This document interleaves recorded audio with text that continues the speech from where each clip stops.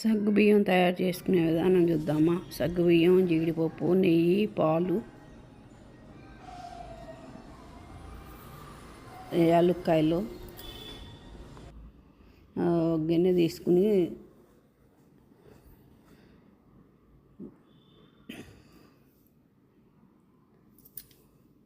దాంట్లో కొంచెం నెయ్యి వేయాలి.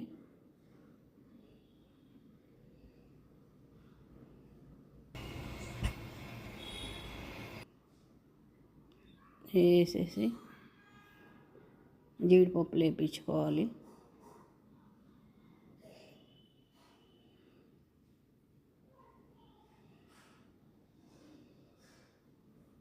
మీ ఇష్టం, మీరు ఎన్ని తినాలనుకుంటే అన్ని, ఎక్కువ అనుకుంటే ఎక్కువ, తక్కువ అనుకుంటే తక్కువ. ఎక్కువ వేయించుకున్నా పక్కన పెట్టుకున్నా ఎవరికి నచ్చింది ఎన్ని కావాలంటే అన్ని కలుపుకోవచ్చు. నాకైతే మెత్తగా అయితే నచ్చదు, కొంచెం క్రిస్పీగా ఉంటేనే బాగుంటుంది. కొంచెం నెయ్యి వేసుకుని మళ్ళీ దాంట్లో నీళ్లు పోసుకుని మరగబెట్టాలి బాగా. దగ్గర దగ్గర పావు లీటర్ దాకా పోసాను నేను ఆ కప్పుకి.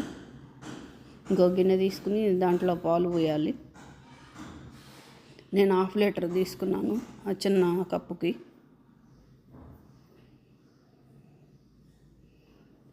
కొంచెం పాలు ఎక్కువ ఉంటే బాగుంటాయి కదా. పాలల్లో నేనేం నీళ్లు పోయటం లేదు, మామూలుగానే కాగబడుతున్నాను. విడిగా పెట్టాను కదా. కొంతసేపు మూత వేస్తే పాలు కాగుతాయి. అంతలో సగ్గుబియ్యం వేసేసి కింద అడుగంటకుండా అట్లా తిప్పాలి. లేదంటే సగ్గుబియ్యం తిప్పకపోతే కింద అంటుకుని బాగా ఆ కప్పు అంతా వేసాను నేను.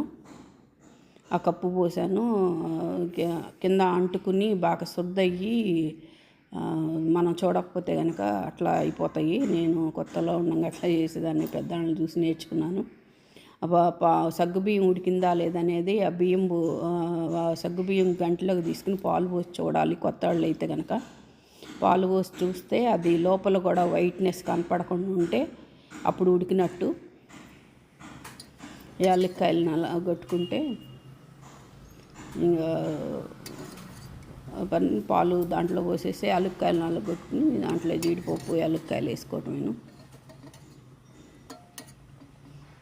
సగ్గుబియ్యం పాయసం రెడీ.